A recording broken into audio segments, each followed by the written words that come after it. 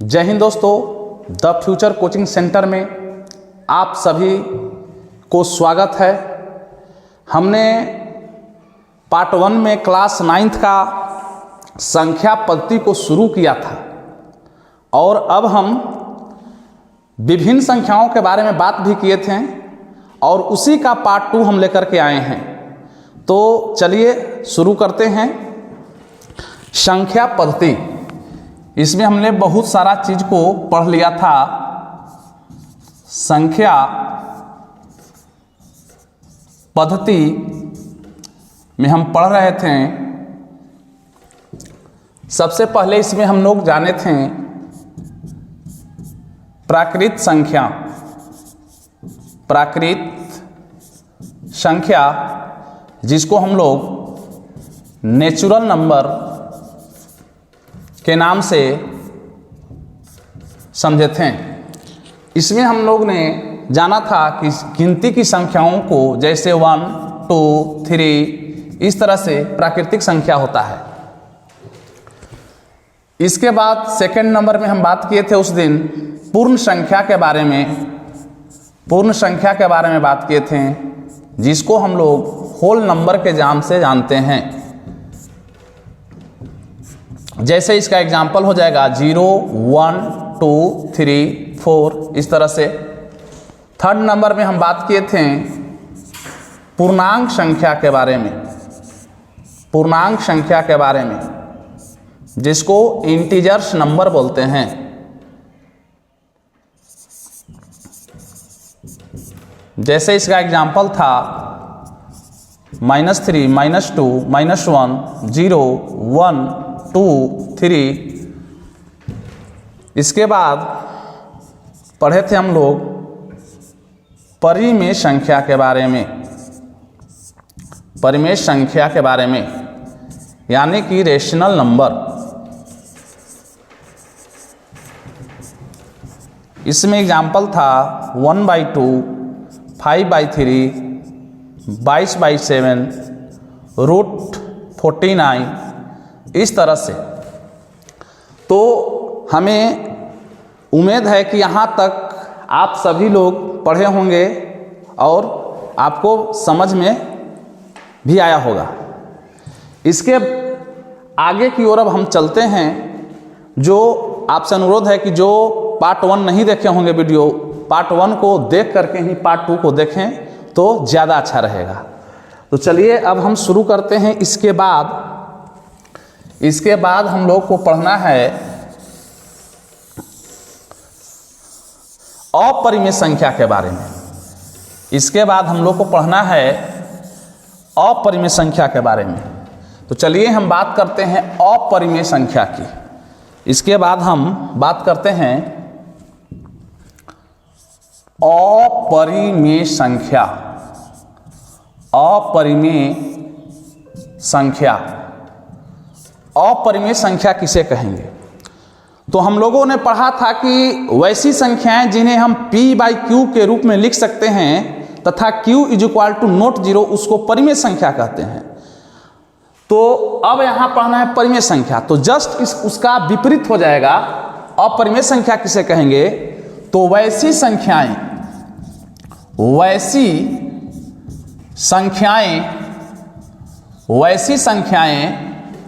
जिन्हें हम p/q के रूप में,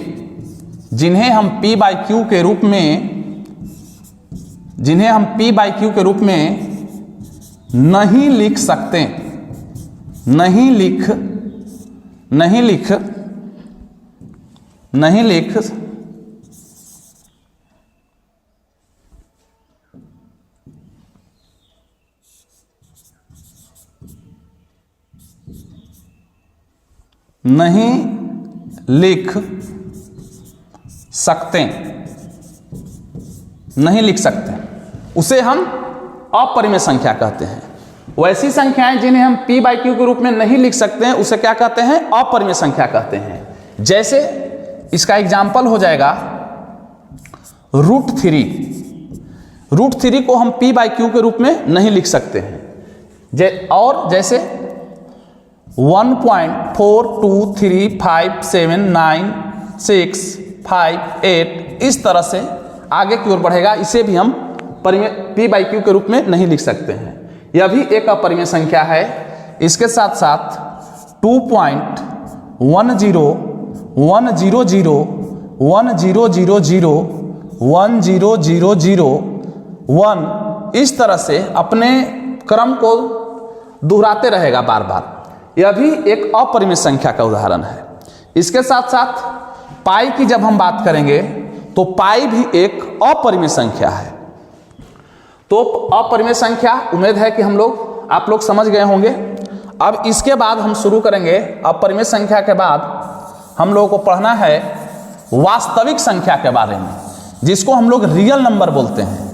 वास्तविक संख्या के बारे में पढ़ना है, जिसे हम लोग क्या कहेंगे, वास्तविक संख्या कहेंगे।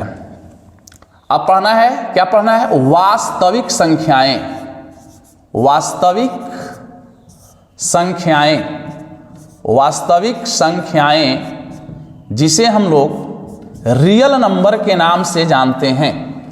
रियल नंबर, रियल नंबर, वास्तविक संख्याएं। तो वास्तविक संख्या किसे कहते हैं?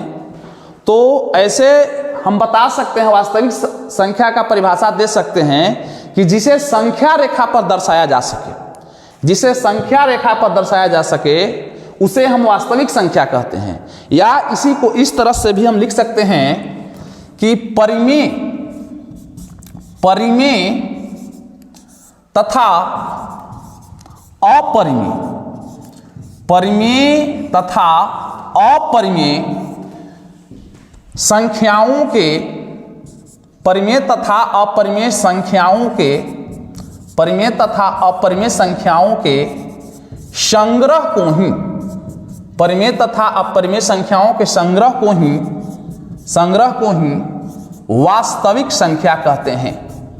परिमेय तथा अपरिमेय संख्या के संग्रह को ही वास्तविक संख्या कहते हैं। परिमेय तथा अपरिमेय संख्या के संग्रह को क्या कहेंगे? वास्तविक संख्या कहेंगे। कहने का अर्थ है कि जितना परिमेय होगा सभी परिमेय वास्तविक संख्या होगा, तथा जितना अपरिमेय संख्या होगा वो सभी के सभी वास्तविक संख्या होंगे। अर्थात परिमेय तथा अपरिमेय के संग्रह को ही वास्तविक संख्या कहेंगे। अब इसमें कुछ महत्वपूर्ण नोट पॉइंट पढ़ना है हम लोगों को। तो चलिए हम बात करते हैं नोट पॉइंट की, जिसमें पहला नंबर नोट पॉइंट पढ़ना है हमको। क्या, यदि आपसे पूछे कि क्या सभी प्राकृतिक संख्याएं वास्तविक संख्या होती हैं, तो हाँ, जितना भी प्राकृतिक संख्या होगा वो सभी के सभी वास्तविक संख्या हो सकता है। क्योंकि जितना प्राकृतिक संख्या है सबको हम परिमेय संख्या के रूप में बोल सकते हैं। तो जितना परिमेय होगा वो सब वास्तविक होगा। अर्थात कहने का अर्थ है, याद रखना है हम लोगों को कि सभी प्राकृत संख्याएं, सभी प्राकृत संख्याएं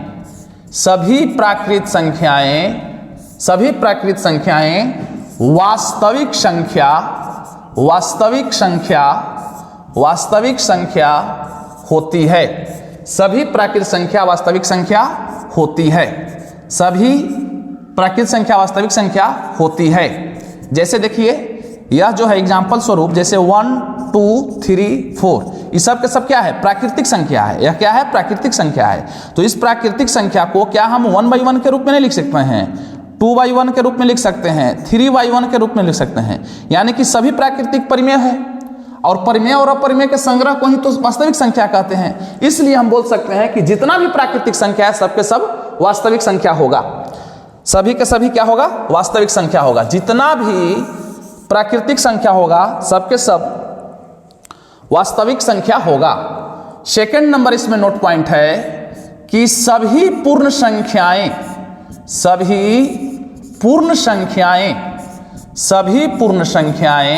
जितना भी पूर्ण संख्या होता है सभी के सभी पूर्ण संख्याएं वास्तविक संख्या होती, वास्तविक संख्या होती है। सभी पूर्ण संख्याएं वास्तविक संख्या होती है। सभी पूर्ण संख्या वास्तविक संख्या होती है, क्योंकि जैसे पूर्ण संख्या में हम बात करें तो 0 1 2 3 अनंत तक जाएगा। तो जितना पूर्ण है सबको परिमेय में लिख सकते हैं, तो जितना भी पूर्ण होगा सब पे सब वास्तविक संख्या होगा।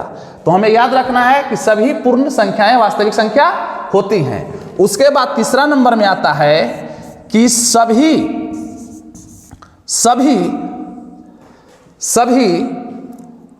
पूर्णांक संख्याएं, सभी पूर्णांक संख्याएं आपसे पूछ सकता है कि क्या सभी पूर्णांक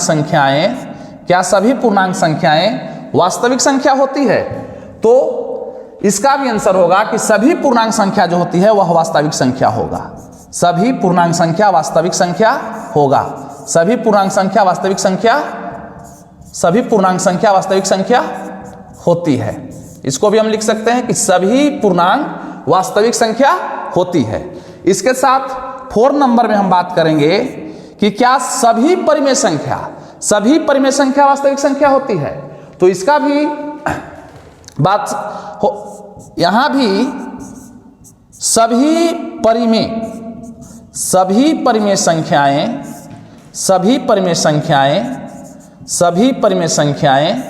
वास्तविक संख्या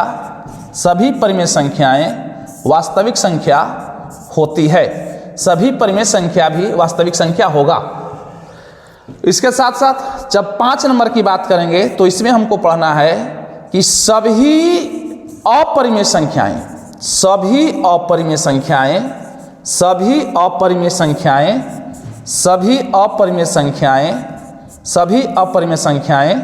वास्तविक संख्या होगी। सभी अपरिमेय संख्याएं वास्तविक संख्या होती है। सभी अपरिमेय संख्या भी वास्तविक संख्या होगी। अब जस्ट इसका विपरीत जब हम बात करेंगे कि क्या इसको, अब हम बात करेंगे नोट नंबर 6 पर बात करेंगे।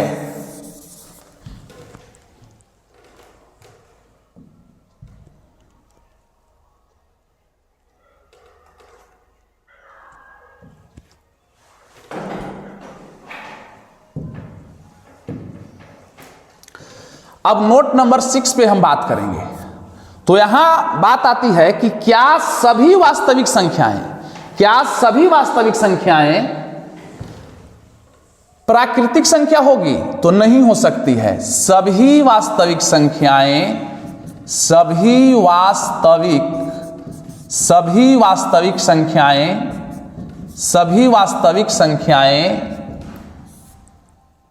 प्राकृत संख्या नहीं होती है। नोट नंबर 6 में है कि सभी वास्तविक संख्याएं प्राकृतिक संख्या नहीं होती है। जैसे इसका एग्जांपल हम समझते हैं कि जैसे मान लेते हैं कि √3 एक वास्तविक संख्या है, लेकिन यह एक प्राकृतिक संख्या नहीं हो सकती, क्योंकि प्राकृतिक संख्या में 1 2 आएगा, 1 2 3 4 आएगा। तो क्या ये इसमें शामिल है? इसमें नहीं है। यानी कि कह सकते हैं कि सभी वास्तविक संख्याएं प्राकृतिक संख्या नहीं होती है। अब 7 नंबर पर जब हम बात करते हैं तो यहां होगा कि सभी वास्तविक संख्याएं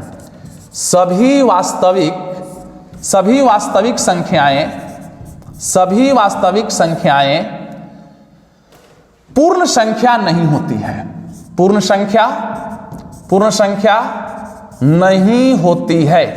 पूर्ण संख्या नहीं होती है। सभी वास्तविक संख्याएं पूर्ण संख्या नहीं होती है। अब 8 नंबर पर हम बात करेंगे, नोट नंबर 8 पर, कि सभी वास्तविक संख्याएं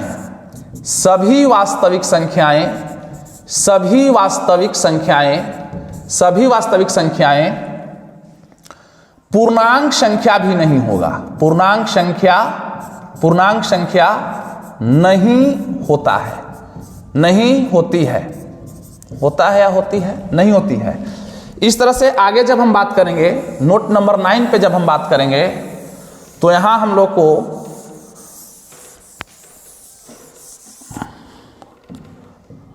नोट नंबर 9 की जब हम बात करेंगे कि सभी वास्तविक संख्याएं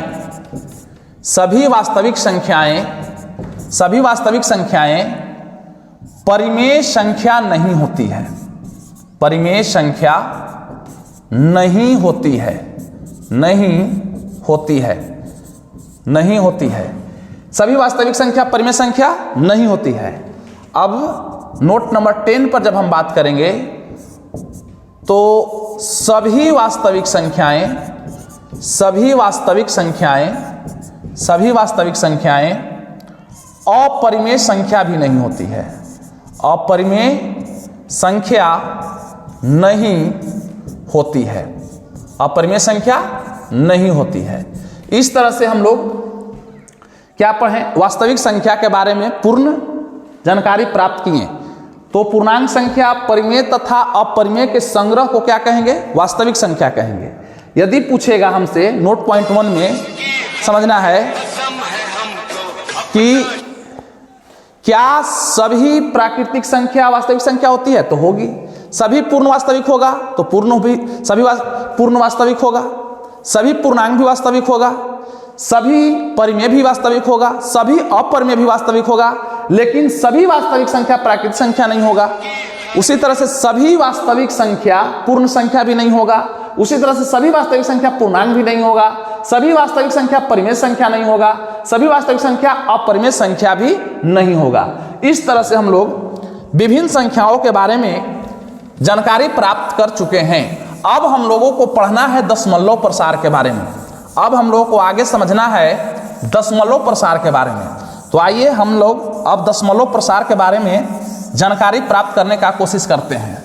तो चलिए देखिए, हम बात करते हैं दशमलव प्रसार का, हम बात करते हैं दशमलव प्रसार का, दशमलव प्रसार की बात करते हैं, दशमलव प्रसार। तो देखिए याद रखना है दशमलव प्रसार दो तरह के होते हैं, दशमलव प्रसार दो तरह के होते हैं, जिसमें सबसे पहला नंबर जो होता है जिसको हम लोग कहते हैं शांत दशमलव प्रसार, शांत दशमलव प्रसार। पहला नंबर क्या है, शांत दशमलव प्रसार। और दूसरा नंबर में हम इसको कह सकते हैं अशांत दशमलव प्रसार, अशांत दशमलव प्रसार, अशांत दशमलव प्रसार। दशमलव प्रसार में हम बात कर रहे हैं तो दशमलव प्रसार दो तरह के होते हैं, जिसमें पहला होता है शांत दशमलव प्रसार, दूसरा होता है अशांत दशमलव प्रसार। अशांत दशमलव में भी दो टाइप के होते हैं। अशांत दशमलव भी कितने टाइप के होते हैं, तो अशांत दशमलव भी दो टाइप के होते हैं, जिसमें सबसे पहला नंबर जो होगा वह होता है अनवसानी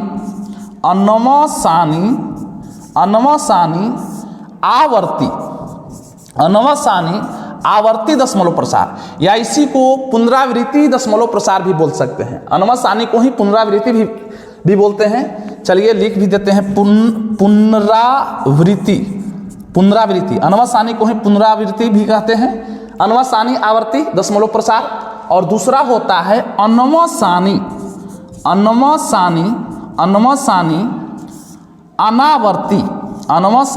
अनावर्ती दशमलव प्रसार। तो देखिए इस तरह से दशमलव प्रसार का पूरा टोटल इतने टाइप का होता है, जिसमें दशमलव प्रसार में सबसे पहला क्या है, शांत दशमलव प्रसार, दूसरा क्या है, अशांत दशमलव प्रसार।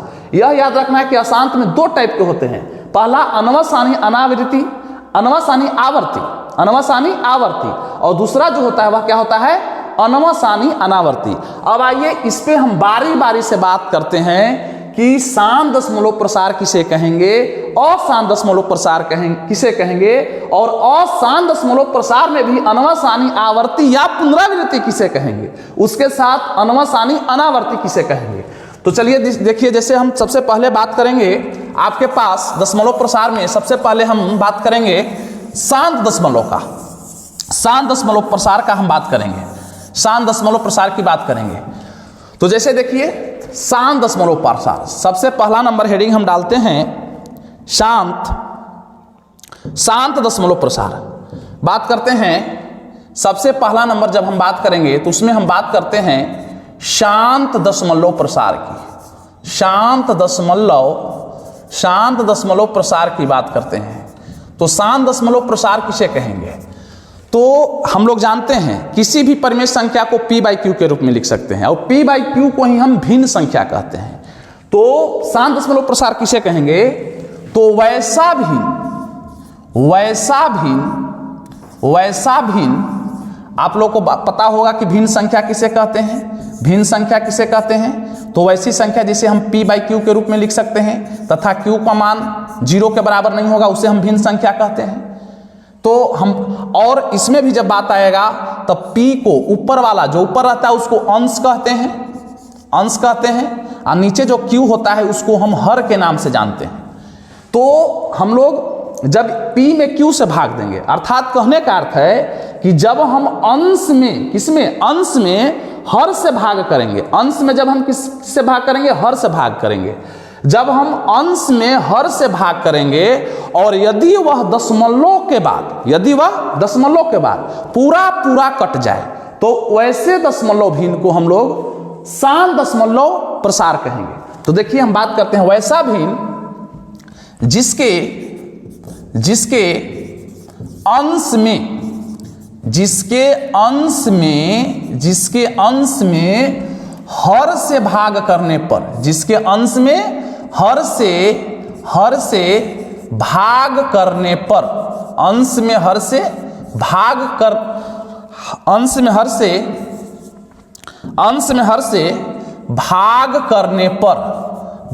करने पर दशमलव के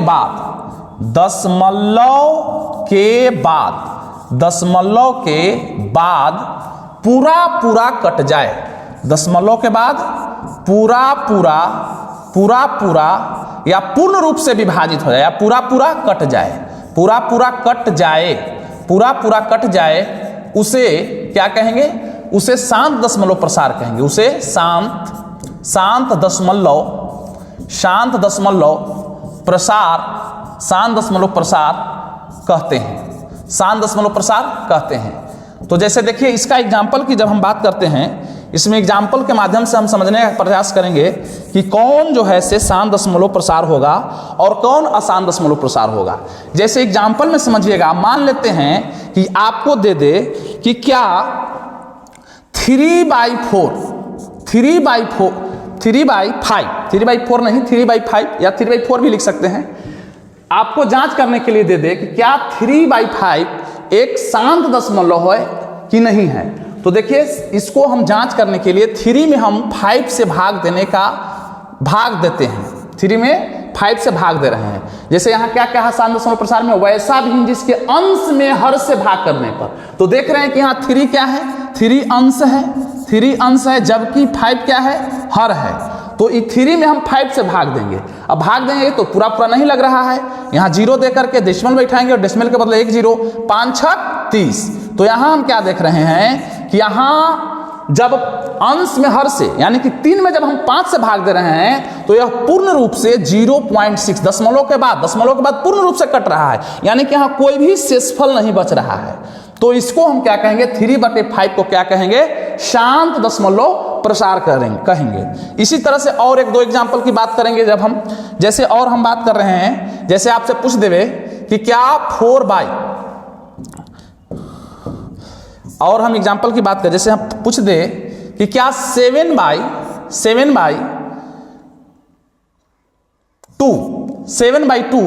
इसका दशमलव प्रसार क्या है? शांत है कि अशांत है? तो इसमें अंश क्या है? अंश 7 है जबकि हर 2 है। तो 7 में हम 2 से भाग देंगे। 7 में जब 2 से हम भाग देंगे तो यहाँ 0 देकर के डेसिमल बैठा रहे हैं, यहाँ 0 नहीं, तो यहाँ तो अभी लग रहा है, यहाँ तो पूरा हो रहा है, कट रहा है। 7 में जब 2 से हम भाग देते हैं तो 2×3 6, यहाँ बचेगा 1। अब नहीं लग रहा है तो नहीं लग रहा है, तो इसके बदले दशमलव देंगे, यहाँ 0 देंगे। 2×5 10, यानी कि यहाँ पूरा यहाँ भी कट गया, यानी कि इसका जब दशमलव प्रसार आएगा वह 3.5 आएगा। तो यह जो है से यह भी पूरा कट गया, यानी कि कहेंगे कि 7/2 का दशमलव प्रसार क्या है? शांत है। तो उम्मीद करते हैं कि अब जो है से आप शांत दशमलव प्रसार के बारे में समझ गए होंगे। क्या कि वैसा भिन्न जिसके अंश में हर से भाग करने पर दशमलव के बाद पूरा पूरा या पूर्णतः विभाजित हो जाए या पूरा पूरा कट जाए, उसे शांत दशमलव प्रसार कहते हैं। जैसे 3/5, जब हम 3 में 5 से भाग दिए तो ये जो है से दशमलव के बाद पूरा पूरा कट गया, तो यह 3/5 शांत दशमलव प्रसार है। 7/2 है तो 7/2 में 7 में जब हम 2 से अंश इसका 7 है, जबकि हर 2 है, अंश में हर से जब भाग किए तो यह 3.5 आया, यह भी पूरा पूरा कट गया। इसका मतलब हम कह सकते हैं कि यह जो है से ये दोनों जो एग्जाम्पल हैं, इसी तरह से बहुत सारा होगा। हम एक्सरसाइज में बात करेंगे इसके बारे में विशेष रूप से। तो अभी हम चल रहे हैं, यहाँ समझ गए होंगे कि शांत दशमलव प्रसार किसे कहेंगे। चलिए अब हम आगे बात करते हैं अशांत दशमलव की। तो अभी हम आप लोगों को बताए हैं कि अशांत में 2 तरह के होता है, अशांत में भी कितने तरह के होते हैं, तो 2 तरह का होता है। अशांत में 2 तरह के होता है, अशांत में 2 तरह के होता है। सबसे पहला क्या होता है, अशांत दशमलव प्रसार की बात कर रहे हैं हम। अशांत दशमलव प्रसार, अशांत दशमलव प्रसार की बात कर रहे हैं। अशांत दशमलव प्रसार, अशांत दशमलव, अशांत दशमलव प्रसार किसे कहेंगे, अशांत दशमलव प्रसार किसे कहेंगे। तो अशांत दशमलव प्रसार किसे कहेंगे, इसमें हमको जानना है कि वैसे भिन्न को हम अशांत दशमलव प्रसार कहते हैं जिसमें हम अंश में हर से जब भाग दें, जब अंश में हर से भाग दें और वह पूर्ण रूप से विभाजित नहीं हो, पूर्ण रूप से विभाजित नहीं हो। इसका मतलब यह हुआ कि या तो बार बार वही संख्या आएगी, काटने के बाद बार बार वही संख्या आएगी, या अलग अलग भी संख्या आ सकता है, लेकिन पूर्ण रूप से वह विभाजित नहीं होगा। अर्थात कहने का अर्थ है कि अशांत दशमलव प्रसार किसे कहेंगे। जैसे इसके एग्जाम्पल की जब हम बात करते हैं कि जैसे 1/3, इसका दशमलव प्रसार क्या है, शांत है या अशांत है। तो 1/3 की जब बात करते हैं तो हम क्या करेंगे, इसका अंश क्या है, तो 1 है, हर क्या है, तो 3 है। अंश 1 में हर 3 से भाग दे करके देखते हैं। तो 1 में 3 से जब हम भाग देंगे, डिवाइड करेंगे, इसको विभाजित करेंगे, तो लग रहा है, नहीं लग रहा है, 0 पॉइंट यहाँ 0 बैठाएंगे, तो यहाँ क्या होगा, 3 3 आई 9, यहाँ क्या आया, 1 आया, 1 आया, फिर नहीं लग रहा है, तो दशमलव के बाद क्या हम लिख सकते हैं, 0 बैठाएंगे, दशमलव के बदले 0 बैठाएंगे, फिर 3 3 आई 9, 3 3 आई 9, यानी कि फिर यहाँ 1 आएगा, फिर दशमलव के बाद 0, फिर 3 3 आई 9, फिर यहाँ 1 बचेगा, फिर दशमलव के बदले 0, फिर 3 3 आई 9। यानी कि कहने का अर्थ है कि इस कंडीशन में, इस परिस्थिति में हम देख रहे हैं कि संख्या अंश में जब हम, इस भिन्न के अंश में जब हम हर से विभाजित कर रहे हैं तो बार बार वही संख्या को रिपीट कर रही है। कहने का मतलब है कि यह पूर्ण रूप से विभाजित नहीं हो रही है, बार बार संख्या यही आ रही है। हम जब तक विभाजित करेंगे, दिन भर यदि विभाजित करते रहेंगे, बार बार यही संख्या आते रहेगा, लेकिन अब पूर्ण रूप से कटेगा नहीं। अर्थात कहने का मतलब है कि अशांत दशमलव प्रसार कहते हैं किसको, तो इसमें हम लोग को समझना है कि वैसा भिन्न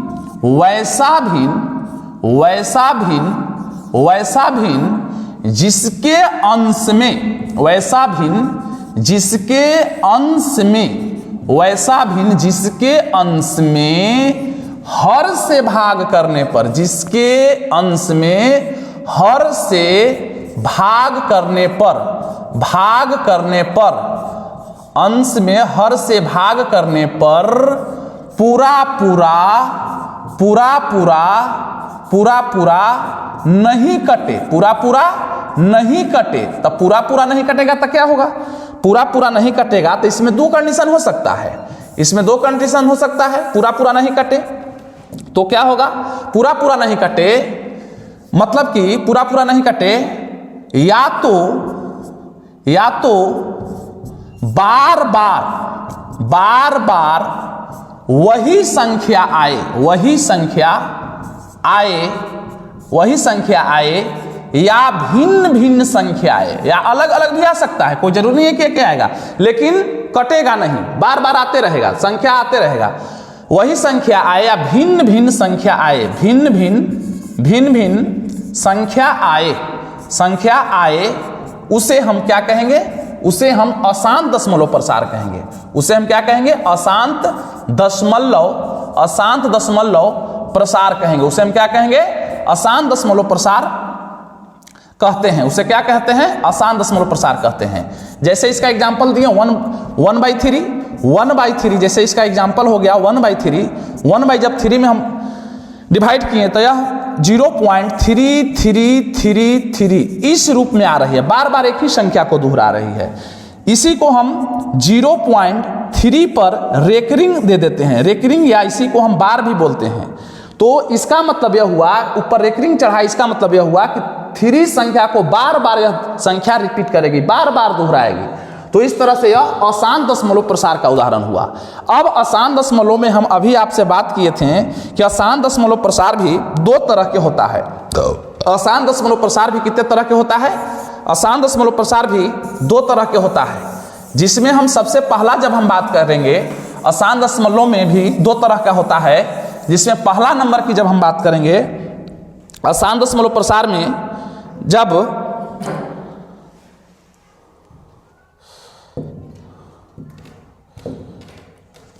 आसान दशमलव प्रसार की बात करेंगे तो यह 2 तरह के बताए थे इसमें हम, कि जो इसका प्रकार जो है टाइप्स ऑफ आसान दशमलव प्रसार, यानी कि सबसे पहला नंबर इसमें आता है अनवसानी आवर्ती,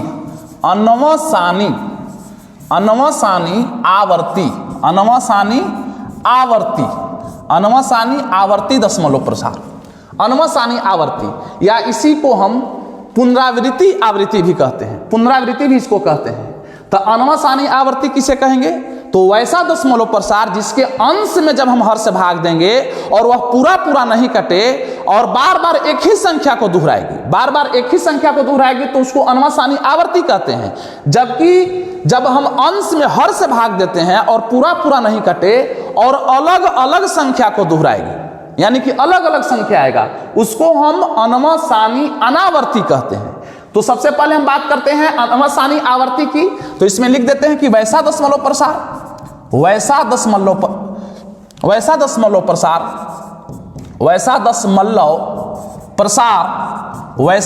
प्रसार जिसके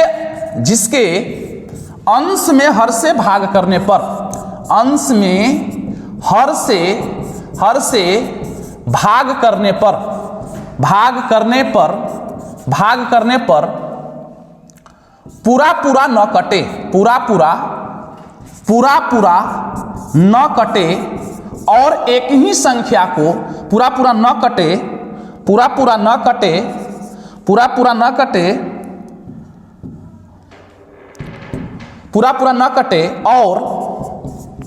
और एक ही संख्या को बार बार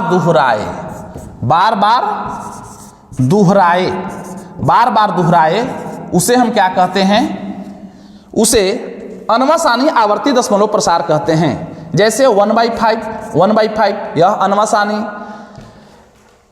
आवर्ती का उदाहरण है। जैसे इसको हम क्या लिख सकते हैं, जब 1 में हम 5 से भाग देंगे तो यहाँ 0.05 दूनी की 10, यानी कि इसको हम लिख सकते हैं 0.2। यहाँ 5 नहीं, यहाँ करना क्या होगा, यहाँ 3 करना होगा, ये तो शांत हो जाएगा यह।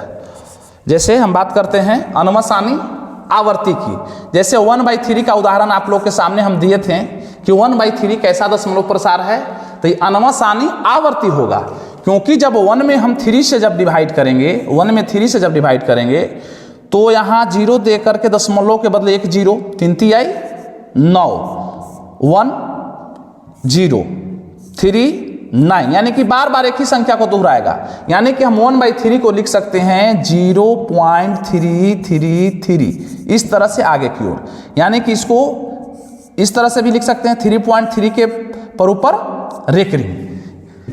यह जो है अनवसानी आवर्ती का उदाहरण हुआ है। यह क्या हुआ, अनवसानी आवर्ती का उदाहरण हुआ। अब हम इसमें सेकंड नंबर की जब हम बात करेंगे, इसमें सेकंड नंबर की हम बात करते हैं, इसमें सेकंड नंबर की जब हम बात करेंगे तो इसमें सेकंड नंबर होता है अनवसानी अनावर्ती, अनवसानी अनावर्ती। तो अनवसानी अनावर्ती किसे कहेंगे, वैसा दशमलव प्रसार जिसके अंश में जब हम हर से भाग दें तो वह पूरा पूरा नहीं कटे और अलग अलग संख्या को दोहराए, और अलग अलग संख्या, इसमें अनवसानी आवर्ती में बार बार एक ही संख्या को दोहराएगा, लेकिन अनवसानी अनावर्ती में एक ही संख्या नहीं बल्कि उसके जगह पर अलग अलग भिन्न भिन्न संख्याओं को दर्शाएगा। जैसे इसका एग्जाम्पल की डायरेक्ट हम जब बात करते हैं तो इसमें हो जाएगा 1.100001 इस तरह से इसको हम देख रहे हैं कि बार बार अलग संख्या को, यहाँ 0 है, यहाँ 00 रिपीट कर रहा है, ट्रिपल हुआ, यहाँ 4 हुआ, यहाँ 5 हो जाएगा। तो इस तरह के दशमलव प्रसार को हम क्या कहेंगे? अनवसानी अनावर्ती कहेंगे। इसके साथ साथ और जब उदाहरण लेते हैं हम तो यहाँ यह भी हो सकता है 2.135976432123। इस तरह से हम देख रहे हैं कि यहाँ भी अलग अलग संख्या को दर्शा रहा है, अलग अलग संख्या रहा है और कट नहीं रहा है। तो यह एक अनवसानी अनावर्ती का उदाहरण हुआ। और इस तरह आसान दशमलव के दो टाइप हुआ, अनवसानी आवर्ती, अनवसानी अनावर्ती। अब हम उम्मीद करते हैं कि आप लोग अनवसानी अनावर्ती के बारे में समझ गए होंगे। अब इसमें सबसे महत्वपूर्ण एक चीज यह सीखना होगा, यह जानना होगा कि आसान दशमलव प्रसार में जैसे सबसे पहले बात करते हैं शांत की, तो शांत दशमलव प्रसार को हम P/Q के रूप में लिख सकते हैं। शांत दशमलव प्रसार को हम किस रूप में लिख सकते हैं? यहां नोट पॉइंट आएगा कि क्या हम शांत दशमलव प्रसार को P/Q के रूप में लिख सकते हैं, और जो भी संख्या को हम P/Q के रूप में लिखते हैं वह एक परिमेय संख्या का उदाहरण होता है। तो कहने का अर्थ यह है कि शांत दशमलव प्रसार को हम P/Q के रूप में लिख सकते हैं, यानी कि जितना भी शांत दशमलव प्रसार है सभी के सभी परिमेय संख्या होगा। लेकिन यहां ध्यान देने वाली बात है, अशांत दशमलव प्रसार में दो टाइप के होता है, एक होता है अनवसानी आवर्ती, एक होता है अनवसानी अनावर्ती। तो अनवसानी आवर्ती को दिमाग में सेट रखना है कि अनवसानी आवर्ती को भी हम P/Q के रूप में लिख सकते हैं, यानी कि जितना भी अनवसानी आवर्ती होगा, अशांत अनवसानी आवर्ती होगा, उसे हम P/Q के रूप में लिख सकते हैं। तो P/Q के रूप में लिखेंगे तो अनवसानी आवर्ती जो होगा सबके सब परिमेय संख्या होगा। लेकिन जबकि अनवसानी अनावर्ती को हम P/Q के रूप में नहीं लिख सकते हैं, अनवसानी अनावर्ती को P/Q के रूप में नहीं लिख सकते हैं, इसलिए जितना का अनवसानी अनावर्ती के रूप में होगा वह एक अपरिमेय संख्या का उदाहरण होगा। वह किसका उदाहरण होगा? एक अपरिमेय संख्या का उदाहरण होगा। तो बात याद रखना है। हम बात क्या कर रहे हैं, थोड़ा सा अब जो काफी बड़ा वीडियो हो गया है, इसलिए थोड़ा सा हम लास्ट में थोड़ा सा रिपीट कर देना चाह रहे हैं, थोड़ा सा इसमें कि कौन परिमेय होगा कौन अपरिमेय होगा। सबसे महत्वपूर्ण बात इसको समझना है, ध्यान दीजिएगा। देखिए यहां हम जब बात करते हैं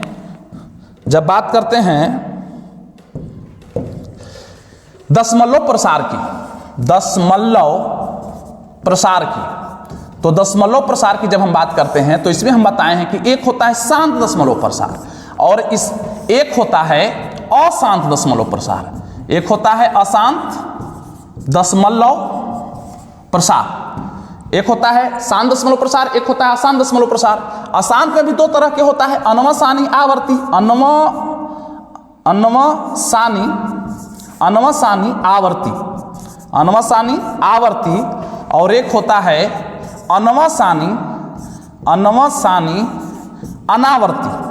अनवसानी अनावर्ती दशमलव प्रसार। तो हम बात यह करना चाह रहे हैं कि जितने भी शांत दशमलव प्रसार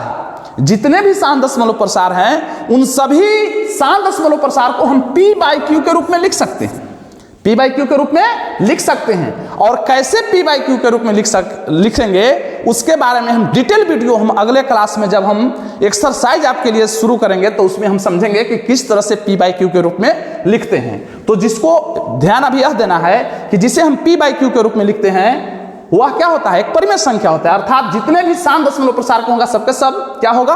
परिमेय संख्या होगा। जबकि अशांत में यह ध्यान देना है कि अनवसानी आवर्ती का उदाहरण क्या था? उदाहरण था 3333 यानी कि 1.3 पे रेकरिंग, इसको हम पी बाई क्यू के रूप में लिख, यह क्या होगा, परिमेय संख्या होगा। जबकि अनवसानी अनावर्ती में हम बात किए थे 2.1 2 1 2 2 1 2 2 2 इस तरह से आगे की ओर बढ़ेगा, तो इसे हम P बाई क्यू के रूप में नहीं लिख सकते हैं। इसलिए जितने भी आसान दशमलव में अनवसानी, जिसका दशमलव प्रसार अनवसानी अनावर्ती होगा, उसे हम P बाई क्यू के रूप में नहीं लिख सकते हैं। इसलिए यह क्या होगा, अपरिमेय होगा, अपरिमेय संख्या के रूप में आएगी। यह अपरिमेय होगा। जबकि सब अनवसानी अशांत में भी अनवसानी आवर्ती होगा या पुनरावृत्ति होगा, तो यह परिमेय संख्या होगी, यह परिमेय संख्या के रूप में होगी, इसे परिमेय संख्या कहेंगे। इसे भी हम क्या कहेंगे, इसे भी शांत दशमलव 1.32 मान लेते हैं, पूरा कट गया, तो यह भी एक परिमेय संख्या होगी। यह भी एक परिमेय संख्या होगी। तो इस है कि शांत दशमलव प्रसार को हम P बाई क्यू के रूप में लिख सकते हैं, यहाँ उदाहरण दिए थे। इसी तरह से अनवसानी आवर्ती को भी हम P बाई क्यू के रूप में लिख सकते हैं, अर्थात इसको भी हम P बाई क्यू के रूप में लिख सकते हैं, लेकिन इसको हम P बाई क्यू के रूप में नहीं लिख सकते हैं। इसे हम P बाई क्यू के रूप में नहीं लिख सकते हैं। तो इसलिए शांत दशमलव प्रसार परिमेय होगा, अशांत में अनवसानी आवर्ती परिमेय होगा, जबकि अशांत में अनवसानी अनावर्ती होगा वह अपरिमेय होगा। अब हम अगली वीडियो में इसके बारे में डिटेल लेकर के आएंगे कि किस तरह से हम P बाई क्यू के रूप में किसी भी संख्या को दर्शाते हैं, क्या करते हैं। चलिए ठीक है, थैंक यू।